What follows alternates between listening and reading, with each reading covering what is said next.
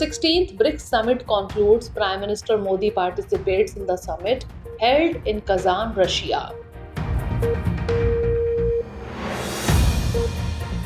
NOAA makes a major announcement. Largest coral bleaching event recorded. Rising ocean temperatures blamed. Global Multidimensional Poverty Index 2024 released. Over 1 billion people are poor worldwide. India has the largest number of poor people globally. West Nile virus cases found in Ukraine. Government Health Department issues warning. Virus spread by mosquito bites. And new research on African Baobab study shows climate change is not the cause of Baobab death. African Baobab is most common in Africa.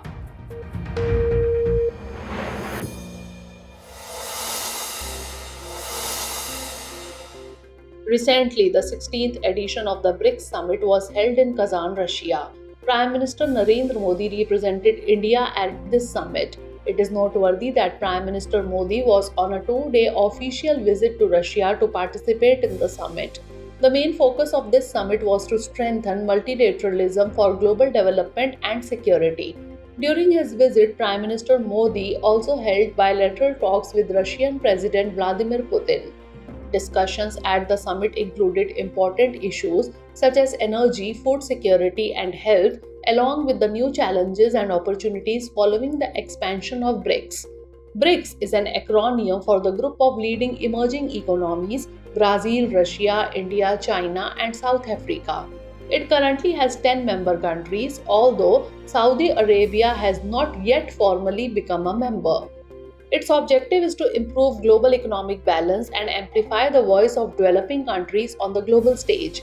The organization focuses on collective cooperation in various areas, including finance, trade, technical collaboration, and energy. BRICS makes a significant contribution to global GDP and represents about 40% of the world's population. BRICS also promotes growth in trade and investment among member countries. The establishment of the new development bank by BRICS was created with this perspective in the mind. This bank promotes economic development and improvement of infrastructure among member countries. Recently, a new statue of Lady Justice has been unveiled at the Supreme Court of India. This statue is considered a symbol of the modern judicial system moving away from traditional representations. A key feature of this statue is that the blindfold on Lady Justice has been removed, indicating that justice is no longer blind but sees and understands everyone equally. Previously, the statue of Lady Justice depicted with a blindfold symbolized impartiality in justice. The removal of the blindfold underscores that justice will now be delivered with complete clarity and based on evidence. Notably, one hand of the new statue holds a book of the Constitution, signifying that Indian justice is based on constitutional values rather than force or violence. Holding the Constitution indicates that justice is grounded in the principles of the Constitution. Additionally, this new statue depicts Lady Justice in an Indian sari, bringing it closer to Indian culture and traditions. This represents a significant change as traditional statues often depicted a sword as a symbol of the power to dispense justice. This change aims to move India's judicial system away from colonial symbols and embrace Indianness. The goal of this transformation is to reflect the modern and constitutional nature of the Indian judicial system, which functions equally for all sections of society. Recently, a set of 2-page copper plate inscriptions from the 16th century has been discovered at the Sri Singeswarar temple in Tamil Nadu. These inscriptions are tied together by a ring that bears the seal of the Vijayanagar Empire.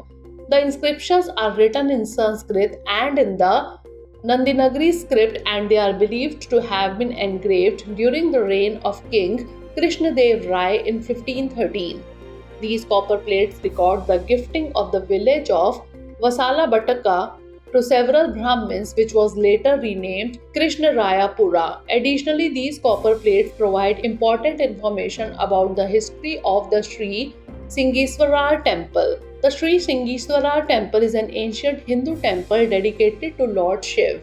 It is located in the Tiruvallur district of Tamil Nadu. This temple was constructed by Aditya Karikalan II in 976 AD, who was the father of the great Chola emperor Rajaraj Chola. The temple is built in the Dravidian architectural style and features a 5-tiered Rajgopuram. The main deity here is referred to as Singiswar, who resides in the sanctum as a large Shivlingam. It is noteworthy that the Vijayanagar Empire was a significant and powerful empire in South India from the 14th to the 17th century. This empire was established in 1336 by Harihar and Bukka. It is renowned for its art, culture, and architecture, with its capital located in Hampi, which is now in northern Karnataka, India. The Vijayanagar Empire included 4 main dynasties: Sangam, Saluva, Tuluva, and Aravidu. Krishnadev Rai is considered one of the most illustrious rulers of the Tuluva dynasty. Recently, successful images of Comet C 2023 A3 have been captured. These images were taken from the Thiruvananthapuram Astronomical Observatory operated by the University of Kerala. It is noteworthy that this comet was first observed on 9th January 2023 by the Purple Mountain Observatory in China. Subsequently, it was independently discovered on 22nd September 2023 by the Atlas telescope in South Africa. Importantly, this comet originated from the Oort cloud and made its closest approach to the Sun on 27th September. Although the comet was closest to Earth on 12th October, it could not be observed that day due to inclement weather in Thiruvananthapuram. This comet is considered the brightest comet of the past decade, but it is not as bright as the famous Hale-Bopp comet of 1997. Comets are composed of ice, dust, and rocks that come from the outer regions of the solar system. Their orbits are highly elliptical, causing them to approach the Sun from great distances. When a comet comes near the Sun, its ice turns into gas, forming a tail that points in the opposite direction to the Sun. It is notable that comets typically originate from the outer regions of the solar system, such as the Oort cloud and the Kuiper belt. Recently, 88 cases of West Nile virus have been reported in Ukraine with 11 fatalities. The spread of this virus in Ukraine is accelerating, and the government health department is focusing on mosquito control as a preventive measure. It is important to note that mosquitoes are the carriers of this disease. To avoid mosquito bites, people are advised to wear clothing that covers their bodies at night and to use mosquito nets. Additionally, measures are being taken to control mosquito breeding, such as cleaning stagnant water and eliminating breeding sites. It is noteworthy that the West Nile virus is a severe disease primarily spread through the bites of infected mosquitoes. This virus is found in parts of Africa, Europe, Asia, and America. The West Nile virus enters mosquitoes through birds and spreads to humans and animals through mosquito bites. Symptoms of this virus include fever, headache, body aches, fatigue, and occasionally rashes on the skin. In some severe cases, the disease can lead to neurological problems such as encephalitis, and it can occasionally be fatal. Currently, there is no vaccine available for the West Nile virus, making prevention the most crucial measure. India is preparing to apply for a certificate of elimination of Kala-azar from the World Health Organization. According to WHO standards, India has successfully maintained the number of Kala-azar cases below 10,000 for 2 consecutive years. If this control is sustained for another year, India may receive the certificate. It is important to note that the WHO issues the elimination certificate only when a country meets the standards for controlling Kala-azar for 3 consecutive years. India has made significant progress in this direction and has successfully controlled the disease in many regions. It is noteworthy that Kala-azar is the second deadliest parasitic disease in India after malaria. According to data released by the Ministry of Health, 595 cases of Kala-azar and 4 deaths were recorded in India in 2023, with 339 cases and 1 death reported so far this year. India has taken several effective steps to control Kala-azar. Notably, the WHO has set a global target for elimination of Kala-azar by 2030. Kala-azar is a deadly parasitic disease also known as leishmaniasis. It spreads through the bites of sandflies and primarily affects the liver, spleen, and bone marrow. Symptoms include fever, weight loss, anemia, and darkening of the skin. Recently, the Conference of the Parties or COP16 commenced in Colombia. This is the 16th edition of the conference, which is being attended by representatives from 196 countries. The conference will be held for approximately 2 weeks. It is part of the United Nations Biodiversity Conference aimed at formulating and implementing effective policies for the preservation of global biodiversity. The main objective of this conference is to review the implementation of the coming Montreal Global Biodiversity Framework, which is an ambitious plan to halt biodiversity loss by 2030. Notably, discussions at COP16 will also cover digital gene sequencing and other important environmental aspects. The COP conferences began in 1992 during the Rio Earth Summit. Various COP conferences are organized under the United Nations Framework Convention on Climate Change. This conference serves as a major global platform for discussing issues such as climate change, biodiversity, and environmental protection. Its goal is to promote joint efforts to address environmental challenges at the global level.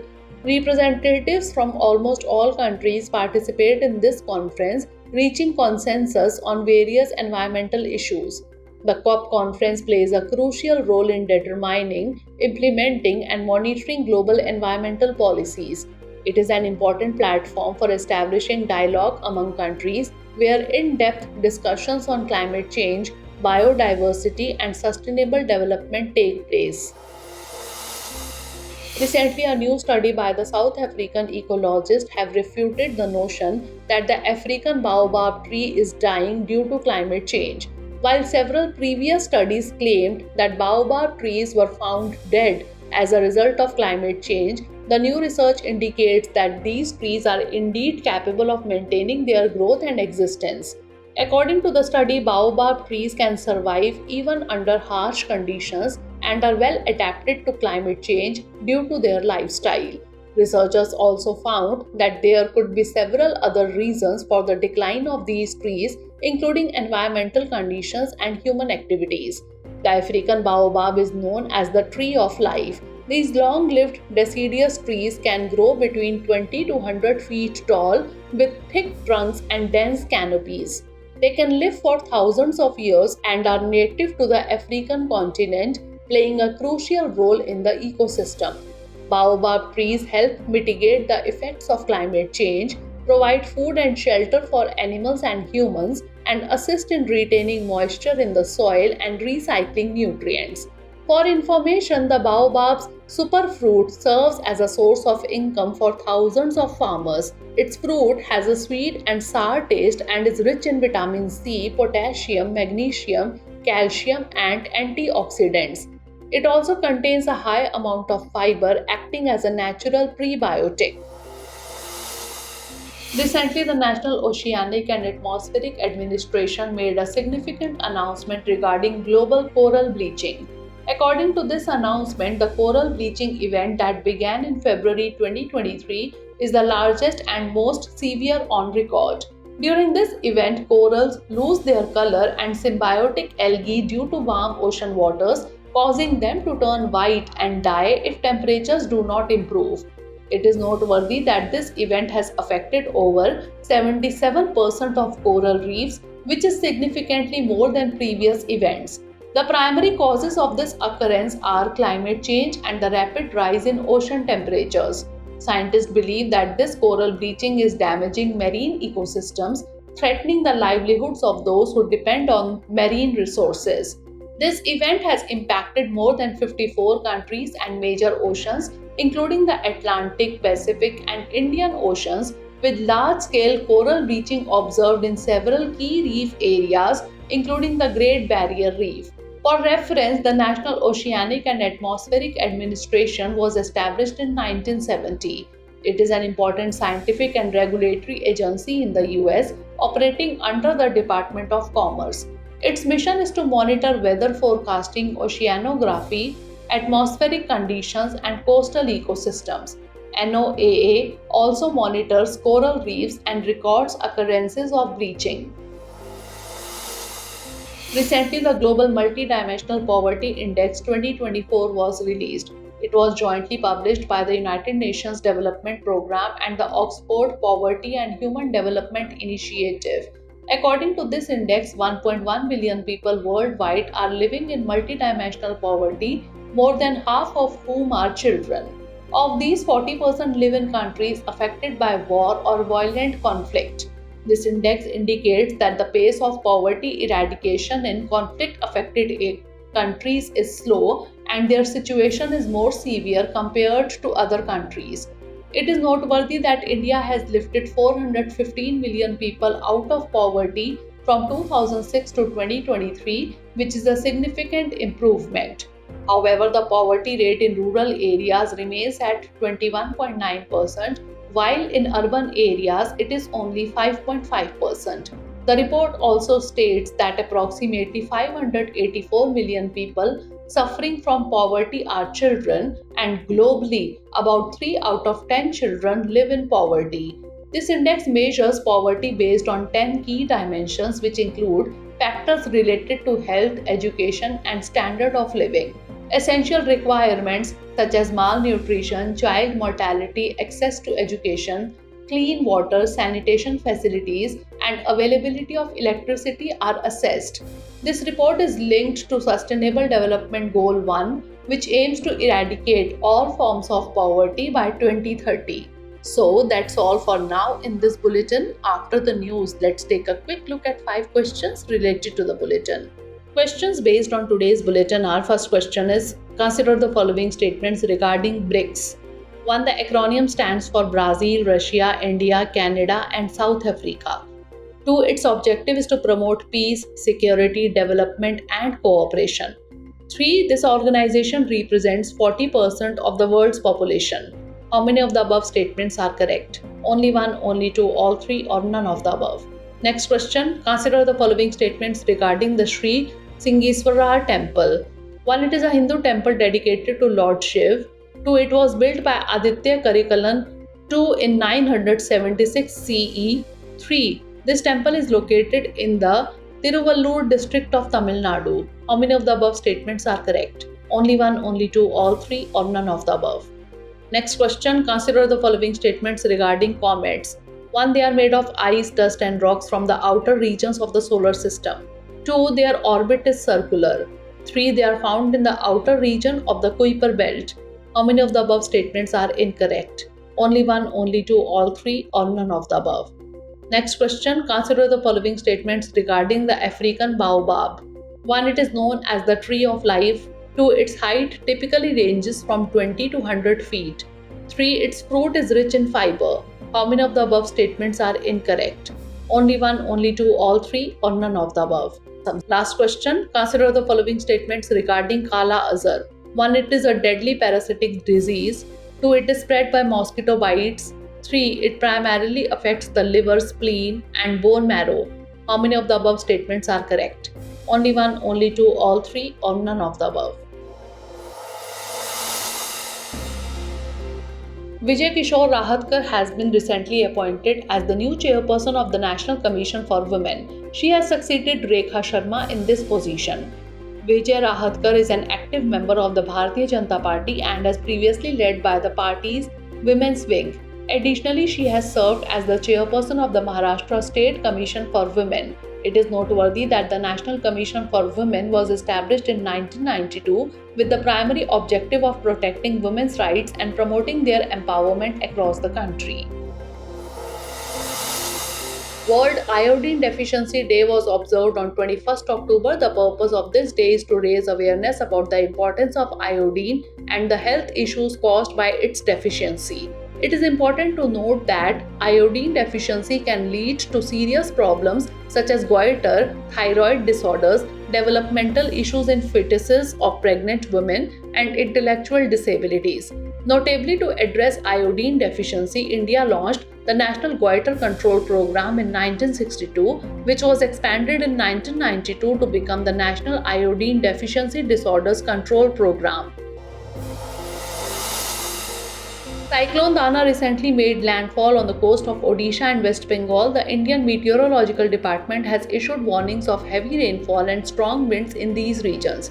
The impact of the cyclone will be more pronounced in the coastal areas of Odisha, where winds are expected to reach speeds of 100 to 110 km per hour.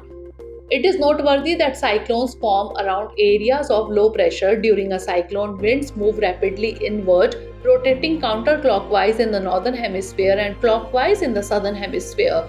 The name Dana was assigned to the cyclone by Qatar. Maa Mahamaya Airport in Ambikapur, Chhattisgarh was recently inaugurated. This airport is the first in the northern tribal region of Chhattisgarh. Prime Minister Narendra Modi virtually inaugurated the airport. The development of this airport aims to boost regional connectivity, which is expected to enhance the connectivity and economic development of this region in Chhattisgarh. It is noteworthy that Chhattisgarh is a landlocked state located in central India. It was declared a separate state from Madhya Pradesh on 1st November 2000. India recently successfully launched its fourth nuclear-capable ballistic missile submarine codenamed S-4. This submarine is entirely based on indigenous technology and is equipped with K-4 missiles capable of striking targets up to 3,500 kilometers away.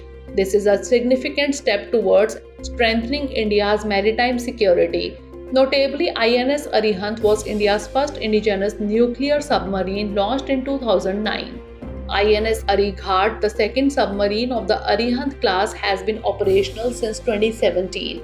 India's third nuclear submarine, INS Aridman, was launched in November 2021 but has not yet been commissioned into the Indian Navy. Recently, the Fraser Institute released the Economic Freedom Report 2024. This report ranks 165 countries based on the extent to which their policies and institutions allow individuals to freely make economic decisions. India has been ranked 84th in this report. Hong Kong, Singapore, and Switzerland were ranked as the top 3 regions with the highest levels of economic freedom for the year 2022. The overall index is compiled using data points from 5 broad areas, including the size of government, property rights, monetary policy, and trade freedom. The second National Lighthouse Festival commenced alongside the Lighthouse Tourism Conclave 2024. This is the first of its kind held in Puri, Odisha. The event is an initiative by the Ministry of Ports, Shipping and Waterways aiming to explore the vast potential of lighthouse tourism. It is important to note that lighthouses have played a significant role for centuries in safely guiding ships during storms. Currently, around 75 lighthouses have been developed across 10 coastal states and union territories. The World Health Organization has recently certified Egypt as a malaria-free country. This certification is awarded when a country successfully eliminates local transmission of malaria for 3 consecutive years. Malaria is a vector-borne disease primarily spread by mosquito bites and is commonly found in tropical and subtropical regions. Egypt is the second country after Cabo Verde to achieve this status in 2024 and the 5th country in Africa to be certified malaria-free.